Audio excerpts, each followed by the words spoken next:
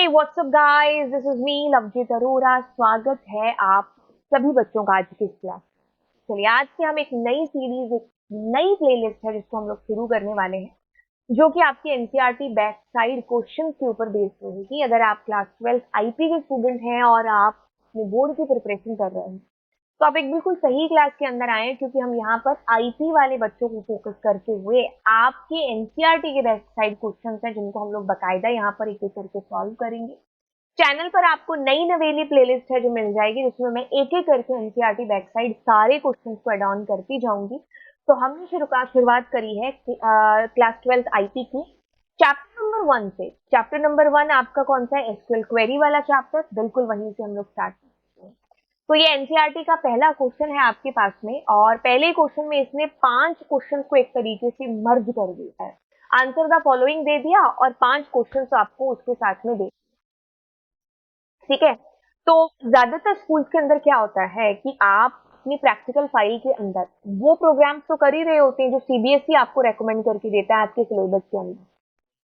अलावा आप NCERT backside questions भी है जो कर रहे होते हैं। तो ये स्कूल वालों के ऊपर, टीचर्स पर डिपेंड करता है कि आपको एनसीईआरटी बैकसाइड क्वेश्चन कराते हैं कि नहीं कराते। कराते हैं तो वो बुक में कराएंगे या फिर आपकी फाइल के अंदर कराएंगे। तो अगर ये फाइल के अंदर कराए जाते हैं क्वेश्चन, तो एक तरीके से आपको कहते हैं ना, मतलब एक पंथ दो काज है ना, तो वो चीज हो रही है कि आप एनसीईआरटी बैकसाइड क्वेश्चन सॉल्व भी कर रहे हो, एज वेल एज आपकी फाइल भी है जो बनती है। चलिए, अब हम ज्यादा बात न करते हुए, क्योंकि तो पहली क्लास है, इंट्रो देना जरूरी था, तो हम आरडीबीएमएस, हमारा डीबीएमएस जो चैप्टर जो आपने क्लास 11 के अंदर पढ़ा था, उसी का एक क्वेश्चन आपके पास में पहला पहला आ चुका है। That is define RDBMS, name any 2 RDBMS software के आपको नाम बताने हैं। तो बड़ा ही सिंपल सा है, आपके पास ज्यादा से ज्यादा 2 नंबर का आ सकता है। ठीक है, तो चलिए, इसकी किताबी भाषा कहती है कि रिलेशनल डेटाबेस मैनेजमेंट सिस्टम, इसकी फुल फॉर्म है, is the type of database management system that stores data in form of table. Tables यानी कि रिलेशन की बात। जब भी हम किसी नए टॉपिक को शुरू करते हैं, तो मैं आपको हमेशा कहती हूँ कि आप उस टॉपिक को ज्यादा से ज्यादा हो पाए तो उसके नाम से शुरू करा करो, ताकि चीजें तुम्हें लंबे टाइम तक याद रहें। तो लंबे टाइम तक याद रखने के लिए, जैसे ही आरडीबी में शब्द मेरे सामने आया, इसकी फुल फॉर्म मेरे मुंह से निकली, क्या? Relational database management system. तो यानी कि इसमें कोर्स किसकी बात हो रही है? डेटा की बात हो रही है, लेकिन डेटा को हम टेबल में रख रहे हैं। वो टेबल ही क्या है? आरडीबी में की भाषा में हम उसको रिलेशन कहते हैं। यानी कि सारा खेल किसका है? सारा खेल है डेटा का। ठीक है, आपका डेटा, डेटा आपसे रिलेटेड, आपका नाम, आपका काम, एज, है ना, तो ये सारी चीजें, डेट ऑफ बर्थ, जो भी आपसे रिलेटेड है, दैट इज योर डेटा। भरे भरे डेटा को हमें कहाँ रखना है? टेबल के अंदर रखना। वो टेबल है हमारा, तो क्या बोलते हैं? रिलेशन बोलते हैं। ठीक है, अब डेटा, जैसे ये तो मैंने एग्जांपल दे दिया, नाम, एज। जैसे मैंने यहाँ पर लिखा तारा, ठीक है, लिखा कोमल, फिर मैंने लिखा मान लीजिए दिल्ली, फिर मैंने लिखा 37, फिर मैंने मान लीजिए लिखा 38, और फिर मैंने लिखा कोटा। अब देखिए, ये डेटा है, 2 जनों का डेटा हो सकता है, या फिर आधा अधूरा काफी सारे लोगों का डेटा हो सकता है। तो यहाँ पर जब मैंने डेटा को लिखा, तो अब से कोई सेंस नहीं बन रहा है, क्योंकि मैंने बिखरा हुआ एक अनस्ट्रक्चर्ड डेटा लिख दिया है ना। इसे कुछ समझ नहीं आ रहा है कि तारा कोमल से रिलेट कैसे कर रही है, या कोमल से 37 रिलेट करता है, या कोटा। अगर 37 करता है तो 37 मार्क्स है, या फिर कोई एज हो सकती है ना, पता नहीं चल रहा है। तो अब हम क्या कर रहे हैं? इस डेटा को स्ट्रक्चर के अंदर रख रहे हैं, एक टेबल के अंदर रख रहे हैं, एक रिलेशन के अंदर रख रहे हैं, मैनर के अंदर रख रहे हैं, ताकि हमें फ्यूचर में जब भी पता करना हो, तो उस डेटा का एक तो सेंस निकल रहा हो, है ना, कुछ मीनिंग निकल रहा हो, पता चल रहा हो, क्योंकि वो डेटा आपस में इंटर रिलेट करके जब आप अपने टेबल में रखेंगे, तभी तो एक सेंसिबल, एक मीनिंगफुल डेटा है जो मतलब बनेगा। यहाँ तो चलो 2 जनों का या 3 जनों का रिकॉर्ड था, ऐसे 3000, 3 लाख लोगों का डेटा ऐसे ही पड़ा हुआ होगा, तो कैसे समझ में आए? तो हम क्या करेंगे? हम एक टेबल लेंगे। ठीक है, टेबल में जैसे पहली रो मैंने लिखा नेम, दूसरी रो कॉलम में मैंने लिख दिया मान लीजिए एज, और तीसरी कॉलम में मैंने लिख दिया इंटरेस्ट। मैं जैसे यहाँ पर लिख रही हूँ कोमल, फिर एज लिखा मैंने 38, और कोट। अब ये चीज पता चल रही है कि कोमल से रिलेट करता है 38, और वो भी 38 उसकी एज है, और उससे रिलेट करता है कोटा, यानी कि उसका एड्रेस है। तो ये आपस में इंटर रिलेट कर रहा है ना, इसका एक सेंस बन रहा है। वैसे ही नेक्स्ट रो आएगी, वैसे ही अगली रो आएगी, और फ्यूचर में कभी भी हमें चेंजेस करने होंगे तो वो चेंजेस भी हैं जो हम कर सकते हैं, है ना। अब एक टेबल बनी, ऐसे मुझे कोई और टेबल की जरूरत पड़ गई, है ना। ये सारा डेटा कि आपस में इंटर रिलेट है, ये टेबल इससे रिलेट हो सकती है, यानी कि टेबल्स के बीच में भी आप रिलेशनशिप बना सकते हो। यही तो फायदा है आरडीबीएम में, यानी कि आपका डेटा रिलेशन टेबल के अंदर रखा गया, ठीक है। इसकी किताबी भाषा आपको पहली ही डेफिनेशन जो आपने पढ़ी है, पहली ही लाइन, उसी के अंदर आपको सारा खेल समझाने की कोशिश कर रहे हैं। दोबारा पढ़ेंगे तो इससे पहले इरेज कर लेते हैं। ओके, किताबी भाषा ने कहा कि relational database management system, data को हमने टेबल के अंदर रखा है, is a type of database management system that stores data in the form of tables. Tables को रिलेशन बोला गया है इन आरडीबीएम में। Data is organised in rows and columns, क्योंकि जब टेबल की बात हो रही है तो ऑब्वियसली हम मान करके चल रहे हैं कि इसमें रोज और कॉलम होगा, क्योंकि रोज कॉलम का इंटरसेक्ट ही हमारी table. And relationship between data is established using keys, जो फ्यूचर में चल करके हम अपने डेटा की एक्यूरेसी, रिलायबिलिटी के लिए कीज का भी यूज है जो कर रहे होंगे, या आपने किया होगा 11th क्लास के अंदर भी, प्राइमरी की, यूनिक की, फॉरेन की, इन सब, है ना। तो खत्म होती हुई बात आपको ये समझ में आती है कि हमारे पास काफी सारे टाइप हैं डीबीएमएस के। हम किस टाइप के ऊपर काम कर रहे हैं, हम रिलेशनल डेटाबेस मैनेजमेंट के ऊपर काम कर रहे हैं। हमारा डेटा टेबल्स के अंदर जाकर के स्टोर होता है, एक एक रो एक दूसरे से इंटर रिलेट कर रही होती है, ठीक है। और फ्यूचर में अगर मुझे उस डेटा को कोई चेंज करना है या उस में कोई चेंजेस करने डेटाबेस के अंदर, वो इजीली हो जाते हैं एसक्यूएल लैंग्वेज से। अब एग्जाम्पल पूछा है जो आपके सिलेबस के अंदर है, that is my SQL, Oracle, आप एसक्यूएल सर्वर, कोई भी आपको मोंगोडीबी एग्जाम्पल आपको पता है तो आप लिख करके आ जाएंगे, आपको 2 नंबर मिल जाएंगे अगर ये 2 नंबर का हुआ। अगले क्वेश्चन से शुरुआत करते हैं। एनसीईआरटी कहती है कि what is the purpose of the following clause in a select statement.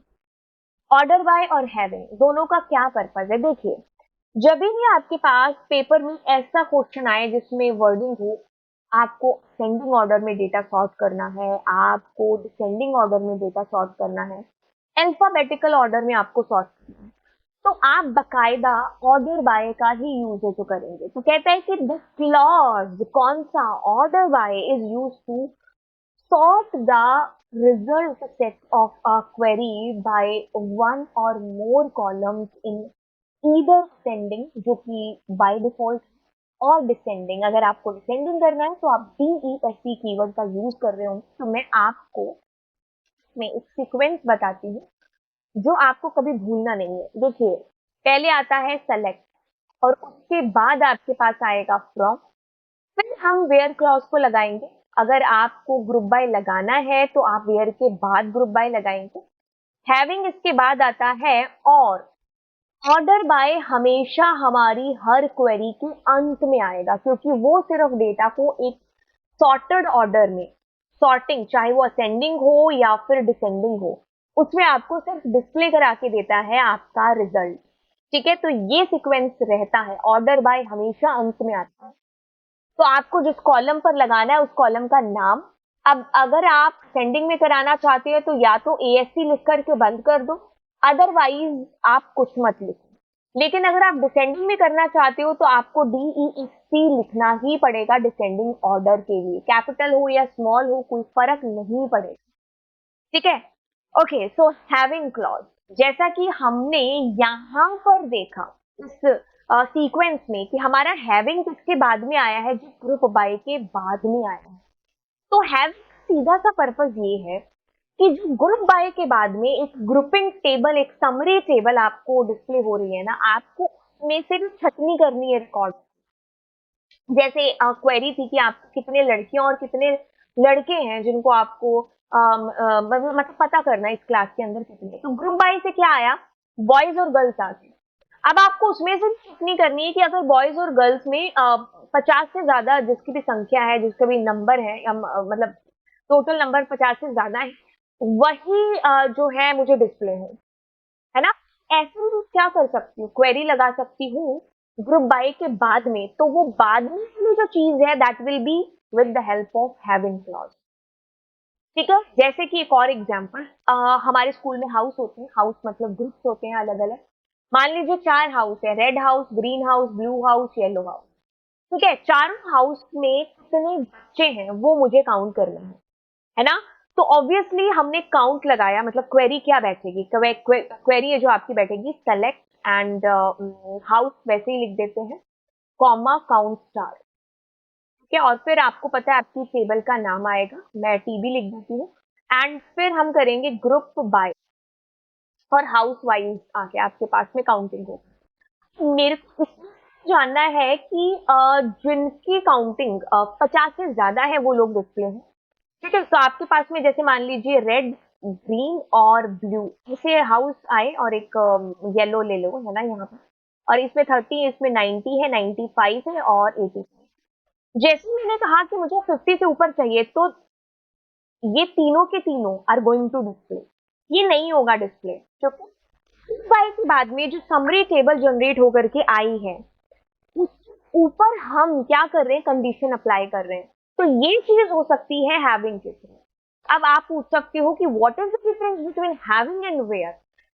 Having group by के बाद आता है, ठीक है, और ये उस ग्रुपिंग टेबल के ऊपर अप्लाई होती है कंडीशन, तब हम इसका यूज करते हैं। और वेयर क्लॉज हम टेबल के ऊपर कंडीशन अप्लाई करते हैं। माय डियर स्टूडेंट्स, क्या चीज बोली जा रही है, आप वेयर क्लॉज का जो यूज करते हो वो टेबल के ऊपर अप्लाई करते हो, टेबल पर कंडीशन लगानी है। जैसे वही एग्जांपल ले लेते हैं, हाउस वाला, ये वाला, कि काउंटिंग करके बताओ, बट मुझे काउंटिंग करनी है तो सिर्फ गर्ल्स की करनी है। तो मैंने क्या किया, यहाँ पर फ्रॉम के बाद में where gender is equal to girls.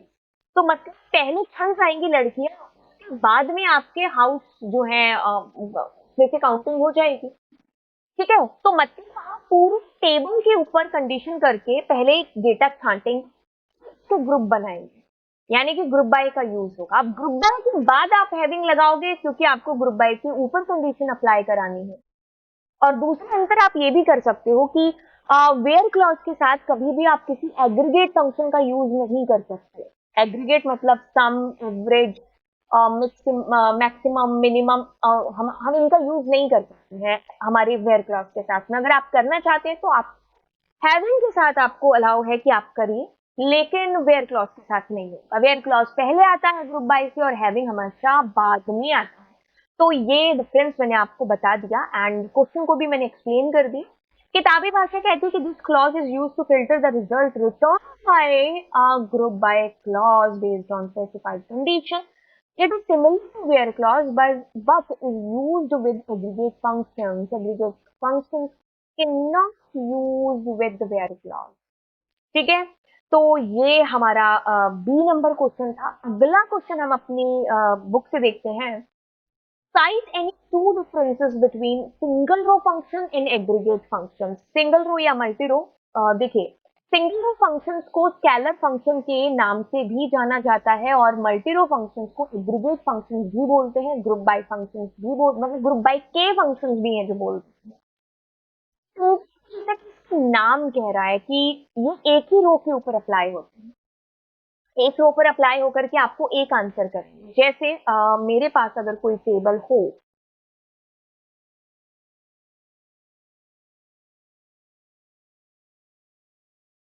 ठीक है, ये हमारी टेबल है। अब मैं क्या कर रही हूँ, सिंगल रो, कोई भी मेरे को यहाँ पर, मैंने कहा लेफ्ट फंक्शन अप्लाई कर देती हूँ। ठीक है, और लेफ्ट पर मैंने लिखा नेम, कॉमा टू, मतलब हर नाम का के पहले दो कैरेक्टर मेरे पास डिस्प्ले हो फ्रॉम। तो एक अप्लाई हुआ और एक एक मेरे पास आंसर है जो आया। नल, ऑफ कोर्स नल का क्या ही आप करो, तो नल इंक्लूड नहीं, नल मीन्स है ना। तो एक एक रो पर अप्लाई हुआ, तो ये हमारे कौन से हो गए, ये हमारे हो गए सिंगल रो फंक्शन। एक रो पर अप्लाई होकर के आपको एक आंसर, हर रो का एक आंसर आपके पास है। लेकिन अगर हम बात करेंगे एग्रीगेट फंक्शन की, तो अप्लाई होकर के आपको एक आंसर प्रोवाइड कराते हैं। जैसे कि अगर मैं लिखूं सेलेक्ट और मैंने लिखा सम, अगर मार्क्स नाम का एट्रीब्यूट है तो देखा, नहीं तो एरर आएगी, फिर भी देख लेते हैं, है ना, है ये, है ना। आप मल्टीपल रोज पर देखिए, ये सारी रोज पर अप्लाई होकर के आपके पास में देखिए एक आंसर आया कि भाई इसका जो सम है टोटल है that is, did you get it guys? क्या चीज हुई इसके अंदर? उन सारी रोज पर ग्रुप पर अप्लाई होकर के आपको एक आंसर मिल रहा है। ठीक है, एक आपको ग्रुप पर एक सेकंड, आपको एक आंसर मिल रहा है ना? ठीक है, तो अब चलते हैं वापस। कहता है कि return one result per row, operates on a single row at a time, operates on group. आपको एक रिजल्ट देता है बट एक से ज्यादा रो पर अप्लाई होता है, एग्रीगेट फंक्शन। बट एक रो पर अप्लाई होकर के एक आंसर देता है, अगली रो पर अप्लाई होगा एक आंसर देगा, लेकिन जो ग्रुप बाय है वो एक से ज्यादा रो पर अप्लाई होकर के आप एक आंसर करेगा। आप जो है सेलेक्ट वेयर ऑर्डर बाय का यूज करते हो यहाँ पर। ठीक है, और can be use in the select, select के साथ हम इनका यूज जो करते हैं। ठीक है, और क्योंकि वेयर वगैरह के साथ यूज होगा नहीं। मैथ्स स्ट्रिंग और डेट फंक्शन इसके एग्जांपल हैं, और एग्जांपल्स में इन्होंने पर लोअर ये सब दे दिया। यहाँ पर आपके पास मैक्सिमम मिनिमम एवरेज ये सब है फंक्शन, आप लिख सकते हो, आप हो सकते हो एग्जाम्पल भी दे सकते हो अगर अपने क्वेश्चन को और ज्यादा अच्छे से एक्सप्लेन करना चाहती हो। What do you understand by Cartesian product? Cartesian product क्या होता है? किताबी भाषा कहती है Cartesian product is a fundamental concept in relational databases. It refers to the operation that returns all possible combination of all the rows from two or more table. देखिए, Cartesian product, हम दो टेबल को, दो से ज्यादा table को आपस में जोड़ना चाह रहे हैं। अब क्या होगा, एक टेबल एक टेबल, तो जब कार्टेशियन प्रोडक्ट होगा तो दो टेबल की रोज आपस में मल्टीप्लाई होंगी, रोज रोज मल्टीप्लाई, कॉलम कॉलम आपस में जुड़ेंगे, तो आपके पास एक आंसर आएगा। मतलब इसमें आपके पास बहुत सारा डेटा है जो आ जाता है एक साथ ही। ठीक है, डेफिनेशन कहता है कि Cartesian product also known as cross join, cross join को ही हम कार्टेशियन प्रोडक्ट कहते हैं, is an operation that returns the combination of every row in the first table with every row in the second table. पहली रो दूसरी रो के साथ सारे कॉम्बिनेशन, ठीक है, दूसरी का इसके अगले के साथ में सारा कॉम्बिनेशन कैसे होगा ये, इसको हम एक बार थोड़ा सा प्रैक्टिकल देखते हैं। इसके लिए एक टेबल निकालते हैं, जॉइन, और इस सेकेंड अब पहले देख लेते हैं। सो टेबल कुछ हमारे पास है डेटा इसके अंदर, तो स्टूडेंट ही था हमारे पास, है ना, ये आ गया, और बुक है हमारे पास। तो ये दो टेबल है हमारे पास। अब मैंने प्राइमरी की इनके ऊपर पहले से लगा रखी है, मतलब ये दोनों मेरी इंटर रिलेट है टेबल। ठीक है, आगे मुझे अगर इसकी ज्वाइन वगैरह करेंगे तो हम इन्हीं पर अप्लाई करेंगे। What, student comma book. ठीक है, अब स्टूडेंट कॉमा बुक लिखते ही क्या चीज हो रही, ध्यान से देखिए, हमारे पास यश का रिकॉर्ड है। ठीक है, तो यश का रिकॉर्ड देखो आपके पास में आया, यश का रिकॉर्ड सारा कुछ, और फिर अगली टेबल के साथ में जो उसका कॉम्बिनेशन है ना, इंग्लिश R1005, फिर वही यश का रिकॉर्ड, और फिर बाकी सबके साथ में आ रहा है। देखो यश मतलब 4 बार आएगा, द रीजन क्योंकि दूसरी टेबल में 4 रोज है, फिर दूसरी रो का जो कॉम्बिनेशन है वो अगले फिर उन्हीं के साथ में चारों के साथ आएगा, फिर उससे अगली रो में विष्णु मतलब 2 बार आ रहा है। वाई? बिकॉज ये प्राइमरी की से पता चल रहा है कि दोनों अलग अलग रिकॉर्ड, ये 2 है ये 3 है ना, फिर इनके साथ में आ रहा है, ऐसे आपके कॉम्बिनेशन पता चलते हैं। तो मतलब हम अगर कहें कि जो कार्टेशियन प्रोडक्ट है उसके अंदर क्या होगा, हमारे पास जो पहली टेबल दूसरी टेबल है उनकी जितनी भी रोज होंगी वो आपस में मल्टीप्लाई होंगी। कितनी रोज है इसके अंदर? 7, और अगर इसकी बात करें तो 4, 28 रो इसके अंदर आपके पास में आएंगे। ठीक है, अब इसकी कार्डिनलिटी कितनी हुई? 28। अगर हम इस टेबल की बात करें, कॉलम की बात करें, तो 2, और हमारे पास कितने कॉलम है? 5, तो 7 कॉलम इसके अंदर बन के आएंगे। तो 1 2 3 4 5 6 एंड 7। ठीक है, कार्टेशियन प्रोडक्ट। अब इसके अंदर अगर हमने यहाँ पर ऐसे लिखा क्रॉस जॉइन, तभी भी आउटपुट वही आएगा, और अगर आपने जॉइन लिखा तभी भी आउटपुट विल बी सेम, क्योंकि cross join and Cartesian product both are same. Cartesian product is also known as cross join, is an operation that returns the combination of every row in first table with every row in the second table. This result in this results in a result set that is the product of the number of rows in the two tables. वही चीज रोज product multiply होंगे, columns और columns आपस में जुड़ जाएंगे। When occurs a Cartesian product typically occurs when a join is performed between two tables without specifying a condition. Condition लग जाएगी, इक्वल्स टू लग जाएगा, तो हम इक्वी जॉइन की बात करेंगे। ठीक है, यहाँ पर कुछ नहीं है, बस दो टेबल का नाम लिख दिया है तो कार्टेशियन प्रोडक्ट हो गया हमारा। तो जो भी रिजल्टेंट डेटा आएगा उसमें रोज हमारी मल्टीप्लाई होंगी। ठीक है, जैसे एक टेबल है उसके अंदर 3 रो है, दूसरी टेबल में 4 है, तो आपके पास कार्टेशियन प्रोडक्ट के बाद 12 रो आ जाएंगे, और अगर कॉलम की बात करें तो वो जुड़ जाएंगे। ठीक है, वाई जब हम कार्टेशियन प्रोडक्ट करते हैं तो बेसिकली किन किन चीजों का ध्यान रखना चाहिए? They are often unintentionally can lead to large number of sets irrelevant data. बिल्कुल, जब हमें ऐसे कोई नीड पड़ रही है कुछ कॉम्बिनेशन की तब हम इसका यूज करेंगे, अदरवाइज नहीं। Usually more common to use specific join conditions to combine table meaningfully. हम आगे इक्वी जॉइन वगैरह का यूज करके इसमें से कुछ सेंसिबल डेटा निकालने की कोशिश है जो करेंगे। बाकी अगर आपको कार्टेशियन प्रोडक्ट चाहिए उसे कॉम्बिनेशन, तभी आप हैं जो अप्लाई करें। बाकी हमारे सिलेबस में है तो हमें पढ़ना जरूरी है। ठीक है, रोज रोज मल्टीप्लाई होंगी एंड कॉलम्स और कॉलम्स आपस में जुड़ जाएंगे। तो ये इसकी परिभाषा रही किसकी? हमारे कार्टेशियन प्रोडक्ट की। अगला क्वेश्चन है जो आपके पास में आता है, that is right the name of the functions to perform the following operation. अच्छा, अगर आपको डिस्प्ले कराना है डेज, मंडे ट्यूसडे, है ना, from the date when India got independence, है ना, तो हम कौन से फंक्शन का यूज कर रहे होंगे? तो हम करेंगे सेलेक्ट और डे नेम। ठीक है, डे नेम। अब इसमें मुझे क्या रखना है? इंडिया कब आजाद हुआ था, है ना, तो पहले आएगा आपके पास ईयर। ठीक है, उसके बाद में हम रखेंगे इसके अंदर महीना, फिर रखेंगे हम इसके अंदर तारीख। तो मतलब 15 अगस्त 1947 को आजाद हुआ देश, फ्राइडे का दिन था। ठीक है, तो फ्राइडे का दिन। ऐसा तुम्हारे पास क्वेश्चन आ सकता है कि तुम्हारे जन्मदिन का दिन जानने के लिए क्या use? To display the day like Monday, Tuesday, from the date when India got independent, तो day name function का यूज है जो हम to display the specified number of characters from a particular position of the given string। Specified, मुझे specific character बताना है कहां से कहां, तो इसके लिए हम किसका यूज कर रहे होते हैं? तो बेसिकली हम लोग मिड सबस्ट्रिंग सबस्ट्रिंग का यूज है जो करेंगे। अगर मैं इसको यूज करूं और मैंने कहा कोमल, ठीक है, और मैंने कहा 1 से लेकर के 3, 1 नंबर इंडेक्स 3 कैरेक्टर आपके डिस्प्ले में।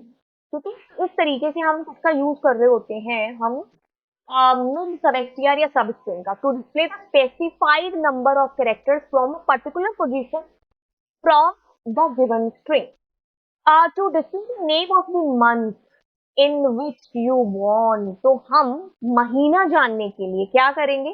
डे जानने के लिए डे नेम था, तो मंथ नेम होगा इसके लिए। एंड जैसे कुछ भी आप यहाँ पर डाल दो, 2003 एंड 7 और 9, ठीक है, सेमीकोलन और जुलाई मतलब था महीना, है ना, तो आपने डाल दी डेट, पता चलेगा। To display the name of the month in which you born, to display your name in capital letters. तो it's very simple, either you can use you case और अपर।